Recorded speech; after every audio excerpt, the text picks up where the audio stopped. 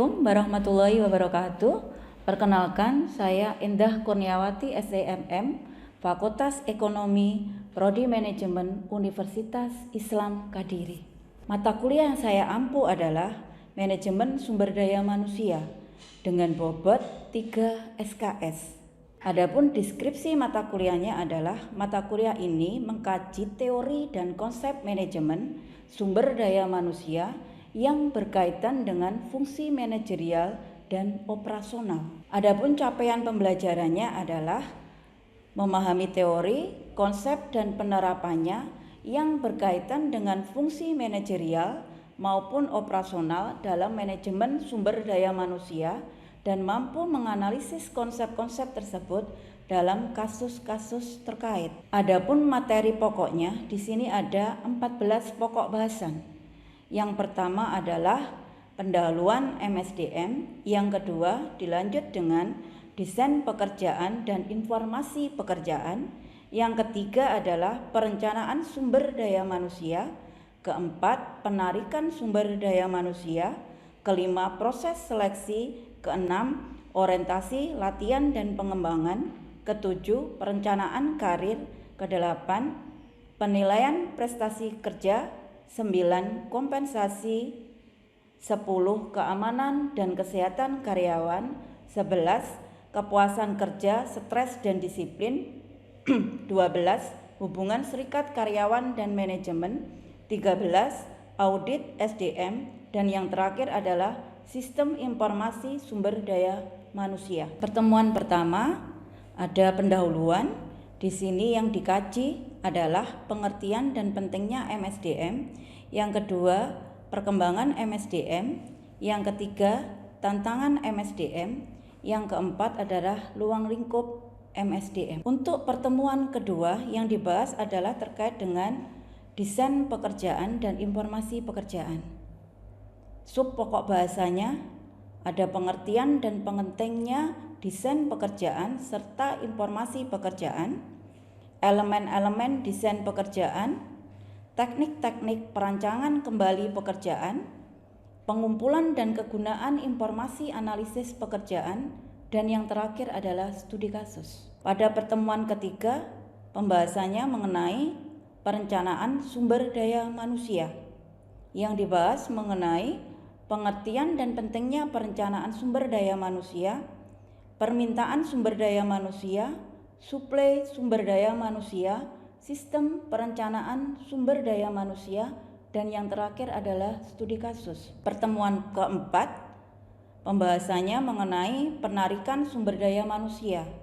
Yang dibahas mengenai pengertian dan pentingnya penarikan sumber daya manusia, proses dan kendala-kendala dalam penarikan sumber daya manusia, saluran-saluran penarikan, evaluasi penarikan, dan diakhiri dengan studi kasus. Pertemuan kelima, pembahasannya mengenai proses seleksi, pengertian dan pentingnya seleksi, kriteria seleksi, teknik seleksi, tahapan dalam proses seleksi, hasil seleksi dan umpan balik, dan terakhir adalah studi kasus. Pertemuan keenam, pembahasannya mengenai orientasi latihan dan pengembangan. Di sini sub pokok bahasanya mengenai pengertian dan pentingnya program orientasi, latihan dan pengembangan bagi karyawan, teknik-teknik latihan dan pengembangan, evaluasi program latihan dan pengembangan, dan terakhir adalah studi kasus. Pertemuan ketujuh, pembahasannya mengenai perencanaan karir, pengertian dan pentingnya karir, konsep karir, perencanaan karir, pengembangan karir, dan terakhir adalah studi kasus. Pertemuan 8 adalah penilaian prestasi kerja. Sub pokok bahasan di sini mengenai pengertian dan pentingnya penilaian kinerja, sumber data penilaian, dampak penilaian, tujuan penilaian, masalah-masalah dalam penilaian kinerja, metode penilaiannya, serta yang terakhir adalah studi kasus. Pertemuan 9 dilakukan pembahasan mengenai kompensasi. Sub pokok bahasanya adalah pengertian dan pentingnya kompensasi, tujuan kompensasi, tantangan-tantangan yang mempengaruhi kebijakan kompensasi, proses kompensasi, sistem insentif finansial, kompensasi pelengkap, dan yang terakhir adalah studi kasus. Pertemuan 10, pembahasannya mengenai keamanan dan kesehatan karyawan. Sub pokok bahasanya adalah pengertian dan pentingnya keamanan dan kesehatan karyawan, bentuk-bentuk program keamanan dan kesehatan karyawan yang diakhiri dengan studi kasus. Pertemuan 11, kepuasan kerja, stres, dan disiplin. Sub pokok bahasanya adalah pengertian dan pentingnya keamanan dan kesehatan karyawan, bentuk-bentuk program keamanan dan kesehatan karyawan, dan yang terakhir adalah studi kasus. Pertemuan 12 yang dibahas adalah hubungan serikat, karyawan, dan manajemen. Sub pokok bahasanya mengenai pengertian dan pentingnya serikat karyawan dan manajemen, collective bargaining, kerjasama serikat karyawan dan manajemen, dan yang terakhir adalah studi kasus. Pertemuan 13 mengenai audit sumber daya manusia. Sub pokok bahasan yang dibahas adalah mengenai pengertian dan pentingnya audit SDM, ruang lingkup audit, pendekatan audit, peralatan riset untuk audit, laporan audit, dan yang terakhir adalah studi kasus. Pertemuan 14 juga merupakan pertemuan yang terakhir. Di sini akan dilakukan pembahasan mengenai pengertian dan pentingnya sistem informasi sumber daya manusia. Subpokok bahasanya mengenai komponen dasar sistem informasi sumber daya manusia, tahapan pengembangan sistem informasi sumber daya manusia, berbagai kesalahan umum penyusunan sistem informasi sumber daya manusia, dan yang terakhir adalah studi kasus. Untuk sistem pembelajaran, saya menggunakan sistem pembelajaran secara langsung atau dengan tatap muka. Jadi di sini ada interaksi dua arah antara dosen dan mahasiswa. Untuk metode pembelajarannya, yang pertama saya menggunakan presentasi. Jadi awal perkuliahan mereka sudah mendapatkan penugasan untuk membuat makalah yang selanjutnya dilakukan presentasi sesuai jadwal yang sudah disepakati bersama. Untuk sistem metode pembelajaran berikutnya adalah tanya jawab interaktif. Dari presentasi tersebut, mahasiswa akan melakukan tanya jawab interaktif. Di sini dosen akan memberikan bimbingan untuk jawaban-jawaban yang dirasa tidak tepat. Jadi di sini dosen berperan untuk memberikan tambahan-tambahan jawaban dan memberikan penjelasan untuk memperjelas dari pertanyaan-pertanyaan yang disampaikan oleh mahasiswa. Berikutnya adalah ceramah. Dalam ceramah, dosen mengupas secara detail semua hal yang menjadi topik dalam rencana pelaksanaan pembelajaran atau RPP. Selanjutnya atau yang terakhir di sini adalah studi kasus. Studi kasus di sini untuk mempertajam pemikiran dari sisi pengetahuan mahasiswa yang akan dilakukan pembadahan secara lebih detail lagi melalui studi kasus. Dalam studi kasus akan dibahas permasalahan yang dihubungkan langsung dengan teori sesuai dengan pokok bahasan yang disampaikan dalam rencana pembelajaran semester. Di sini dilakukan penilaian apakah mahasiswa benar-benar sudah mengerti atau perlu pendalaman lebih lanjut mengenai materi yang sudah disampaikan. Tugas terstruktur. Tugas ini akan dilakukan oleh masing-masing mahasiswa, baik secara individu maupun kelompok. Jadi di sini dosen bisa mengukur sejauh mana mereka memahami terkait teori yang sudah disampaikan. Untuk penilaian, yang pertama dari keaktifan kelas. Keaktifan kelas, di sini saya akan melakukan penilaian dalam mereka menjawab ataupun mengajukan pertanyaan. Dari sisi keaktifan kelas ini akan terlihat bagaimana pemahaman mahasiswa mengenai teori yang disampaikan masih perlu dilakukan pemahaman lebih lanjut ataukah sudah dirasa cukup. Yang kedua, dari penugasan. Tugas di sini bisa merupakan tugas individu maupun kelompok. Jadi ini merupakan bentuk penilaian yang kedua untuk mengetahui sejauh mana kompetensi dari masing-masing mahasiswa mengenai teori yang sudah disampaikan. Yang berikutnya dari hasil tes kelas. Tes kelas biasanya saya lakukan di awal masuk perkuliahan sebagai bentuk refresh dari bab yang sebelumnya dilakukan pembahasan. Hal ini dilakukan untuk mengetahui sejauh mana pemahaman mahasiswa. Misalkan dari hasil tes kelas, banyak mahasiswa secara nilai masih di bawah standar, dosen akan melakukan pembahasan ulang dari materi yang sebelumnya sebelum dilakukan ceramah untuk materi yang selanjutnya. Yang terakhir adalah dari UTS dan UAS. Setelah 7 kali pertemuan, yang pertama biasanya akan dilakukan ujian tengah semester atau UTS, dan setelah 7 pertemuan berikutnya akan dilakukan ujian akhir semester atau UAS. Penilaian UTS maupun UAS merupakan gabungan dari hasil nilai keaktifan kelas, penugasan, dan tes kelas. Untuk persentase penilaian, ini yang pertama dari penunjang lain, besar persentasenya adalah 10%. Ini didapatkan dari hasil tes kelas dan dari hasil keaktifan mahasiswa di dalam kelas. Dari sini dosen dapat mengetahui sejauh mana mahasiswa memahami dari materi yang telah disampaikan.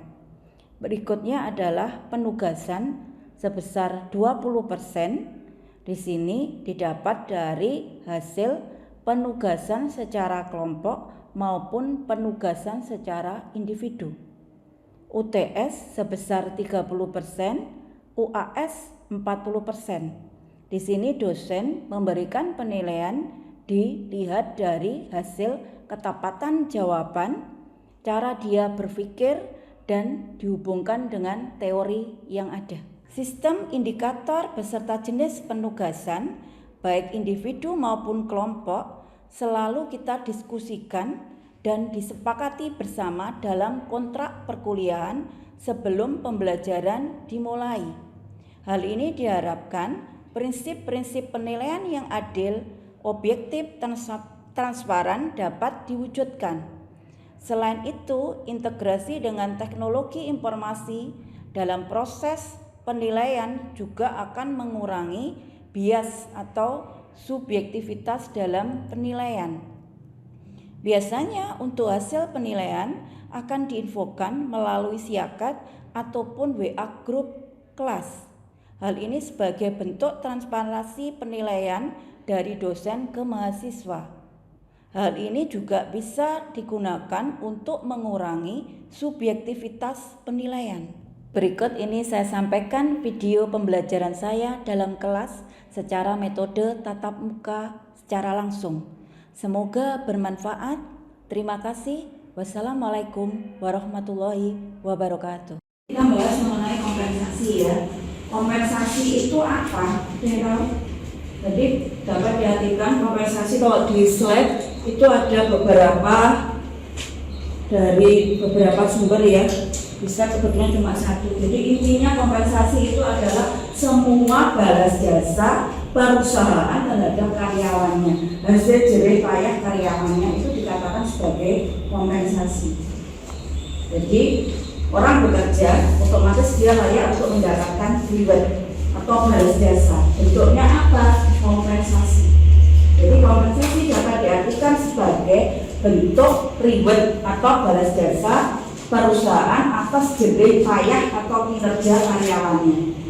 Bisa dipahami sampai sini ya, itu kompensasi. Nah, kompensasi sendiri sebenarnya dibagi menjadi dua besar. Apa aja di situ? Kompensasi finansial, kambeno non finansial. Ya, jadi kompensasi itu dibagi menjadi dua hal besar, yaitu kompensasi finansial dan non finansial. Apa kompensasi finansial? Ada yang tahu? Kalau rupane semua hal yang terkait dengan yang bentuknya uang itu adalah kompensasi finansial. Kalau non finansial bukan berupa uang, itu non finansial. Bisa dipahami?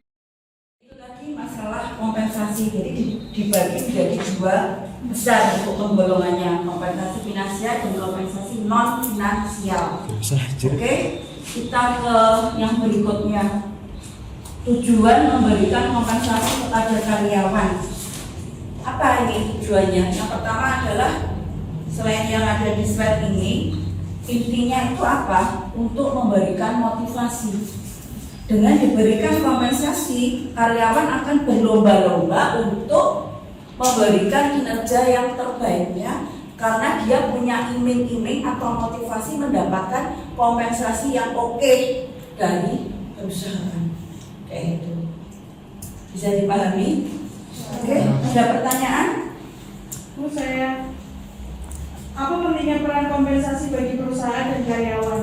Oke, apa pentingnya peranan kompensasi dari menurut perusahaan dan karyawan? Kalau karyawan di sini yang jelas, kompensasi itu sebagai apa sih? Balas jasa ya. Otomatis di sini dia ingin mendapatkan kompensasi untuk apa? Ya untuk memenuhi kebutuhan hidupnya dia. Ya, salah satunya itu. Terus apa? Memotivasi dia untuk meraih prestasi kerja atau kinerja yang terbaik. Dengan dia diberikan kompensasi, otomatis dia berlomba-lomba. Saya harus dapat sesuatu yang gede, sesuatu yang besar, sesuatu penghargaan yang oke. Dengan cara dia melakukan pekerjaan yang sebaik-baiknya, itu untuk karyawan. Jadi ketika dia mendapatkan kompensasi besar itu kan dia dapat dari penilaian kinerjanya yang oke. 3 kali periode penilaian kinerja oke, dia pantas untuk mendapatkan kenaikan gaji. Otomatis dia mendapatkan kenaikan gaji, otomatis aku pengen ini terus, aku harus kayak gini terus, biar apa? Selalu meningkat gajiku. Dari situ ini untuk apa? Untuk memuaskan dirinya dalam hal gaji dan karir. Gajinya naik, karirnya dia juga naik. Berarti kita bicara hierarki kebutuhan masuk, ya kan? Kalau yang paling rendah kan masih kaitan sama sandang, pangan, dan pakan. Tapi ini nanti akan meningkat, ada yang namanya aktualisasi diri, ada penghargaan. Kalau aktualisasi diri kan yang paling atas. Bisa dipahami ya Mbak ya? Bisa. Terus dari perusahaan apa fungsinya atau peranannya? Ya dengan dia menggaji, otomatis dia mengharapkan imbal balik yang terbaik dari karyawannya. Sama, ada hubungan simbiosis mutualisme. Awakmu tak berikan penghargaan yang layak, kamu juga memberikan kinerja terbaik. Intinya seperti itu. Jadi dengan adanya hubungan simbiosis mutualisme ini, harapannya apa? Saling bisa menguntungkan kedua belah pihak. Perusahaan diuntungkan dengan kinerja yang terbaiknya, tujuannya dapat tercapai dengan lebih cepat, target-targetnya bisa terlampaui. Sebaliknya dari karyawan, dia mendapatkan pemenuhan kebutuhannya dia dapat, karirnya dia dapat. Jadi ada hubungan yang simbiosis mutualisme. Bisa dipahami ya Mbak ya? Oke? Ya, sama-sama. Jadi di sini tujuan yang lain untuk kompensasi, mempertahankan karyawan yang ada. Misalkan contohnya seperti apa di sini? Kenapa karyawan harus dipertahankan? Karyawan yang mempunyai kinerja yang baik atau excellent itu layak dipertahankan oleh perusahaan. bentuk atau cara mempertahankan salah satunya dengan apa? Pemberian kompensasi, baik kompensasi finansial maupun non finansial. Kalau finansial itu kan bukannya apa? Gaji, bonus, ya kan? Kalau yang non finansial bisa apa? Perumahan, fasilitas kendaraan, handphone dan sebagainya. Ya, gajinya dia dapat, fasilitasnya dia dapat, otomatis dia betah kerasan di perusahaan tersebut. Dia tidak pengen pindah-pindah lagi karena dia sudah merasa semua kebutuhannya dipenuhi oleh perusahaan. Oke ya. Ada lagi yang perlu ditanyakan? Saya Silakan. faktor apa saja yang mempengaruhi besar kecilnya kompensasi? Ya, faktor apa saja yang menentukan besar kecilnya kompensasi? Yang pertama adalah apa? Dia di situ menduduki jabatan apa? Kan jabatan itu ada jabatan fungsional, struktural. Ya. Kalau dia struktural di sini adalah dia mempunyai anak buah. Kalau dia mempunyai anak buah, berarti dia sebagai kepala di situ. Otomatis di situ akan muncul tunjangan jabatannya dia. Karena apa? Tunjangan jabatan berarti merujuk ke apa? Tanggung jawab yang besar untuk menangani pekerjaan tersebut. Ya, anak buah dia punya tanggung jawab yang besar. Oleh karena itu besaran gajinya biasanya akan beda sama karyawan yang non struktural atau bisa dikatakan fungsional. Kalau fungsional itu tidak punya anak buah, contohnya apa? Staff. Kalau struktural apa contohnya? Kepala bagian, kepala seksi, kepala divisi, itu struktural. Kalau non struktural atau fungsional, staf biasanya, staf, tata usaha, petugas kebersihan, petugas packing, ini semua adalah fungsional. Dia bekerja sesuai dengan fungsinya. Itu yang pertama. Yang kedua adalah lamanya dia bekerja. Ya, selain tadi jabatannya apa, yang kedua adalah lamanya dia bekerja. Masa bekerja akan menentukan besar kecilnya kompensasi yang dia terima. Semakin lama dia bekerja di situ, otomatis secara kompensasinya lebih besar daripada dia yang masih sedikit masa kerjanya atau belum lama masa kerjanya. Terus yang ketiga apa? Masa bekerja tadi sudah, jabatan, terus apa lagi? Biasanya dia masuk pertama kali pakai ini apa? Lulusan apa? Sebagai lulusan apa? Kalau kita masuk pakai ijazah SMA akan beda dengan mereka yang masuk pakai ijazah S1 ataupun S2 ataupun S3. Bisa dipahami sampai sini? Standar penggajiannya beda. Seperti itu. Terus ada lagi pengalaman kerja. Ini juga menentukan besar kecilnya kompensasi yang dia terima. Kalau orang yang berpengalaman kerja biasanya dalam proses rekrutmennya ada yang namanya negosiasi gaji. Jadi nego. Kita tawar-menawar gajinya. Perusahaan menawarkan berapa, dia terima enggak dengan gaji tersebut. Kalau dia terima, otomatis dia ya wes kan ada kesepakatan bisa masuk. Saya minta gaji saya karena saya merasa sudah experience di sini, saya bisa menangani ini dan itu. Saya minta gajinya 10 juta. Perusahaan gimana? Oke, kayak gaji kamu 10 juta. Beres, bisa masuk. Tapi ketika di sini negosiasinya saya bisa ini dan itu, tapi perusahaan tidak bisa membayar sesuai yang diminta. Yang terjadi dua. Bisa jadi dia tetap masuk karena si karyawan, calon karyawannya ya sudahlah, nanti kita tinggal lagi di tempat kerja yang baru. Mungkin pikirannya seperti itu. Atau yang kedua, bisa jadi sudah standarku segini saya nggak mau. Itu pilihannya biasanya dua itu. Oke? Ada pertanyaan lagi? Saya Silakan. Bagaimana jika pengurangan gaji karyawan tanpa dibicarakan terlebih dahulu? Apakah itu menyalahi aturan? Oke, pengurangan gaji harus diingat ya.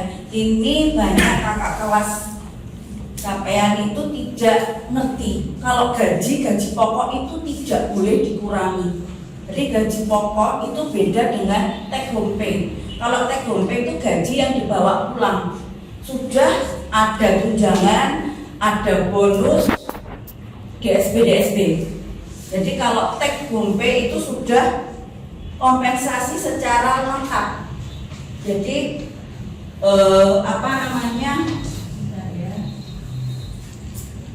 maksudnya ke kompensasi yang ini take home pay. Jadi uang yang dibawa pulang itu biasanya sudah fasilitasnya lengkap, komponennya lengkap maksud saya.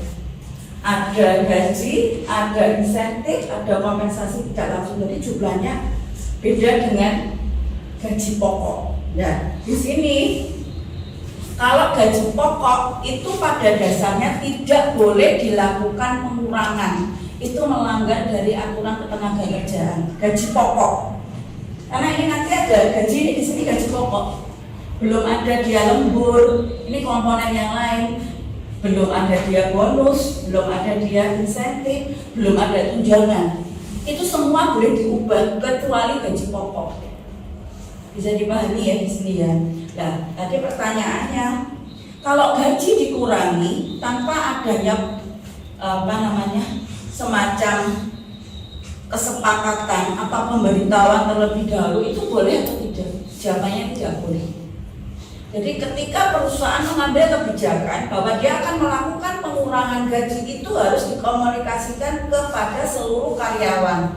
Biasanya perusahaan itu punya yang namanya serikat pekerja, SPSI, ya, serikat pekerja. Dan serikat pekerja ini yang akan sebagai perwakilan karyawan untuk mengkomunikasikan hal-hal yang terkait dengan permasalahan karyawan, termasuk misalkan ada pengurangan gaji karena COVID misalkan. Nah, ini harus dibicarakan dulu dengan serikat pekerja. Nah, perusahaan itu nanti biasanya diwakili oleh SDM. Mereka harus bertemu dulu dan disepakati kalau memang terjadi adanya pengurangan, itu pengurangannya berapa dan kenapa, itu harus jelas terlebih dahulu. Jadi ketika memutuskan dilakukan pengurangan, tidak asal ya, tak kurangi tanpa pemberitahuan, tidak bisa. Biasanya harus melalui serikat pekerja terlebih dahulu yang merupakan perwakilan karyawan di perusahaan. Kayak gitu.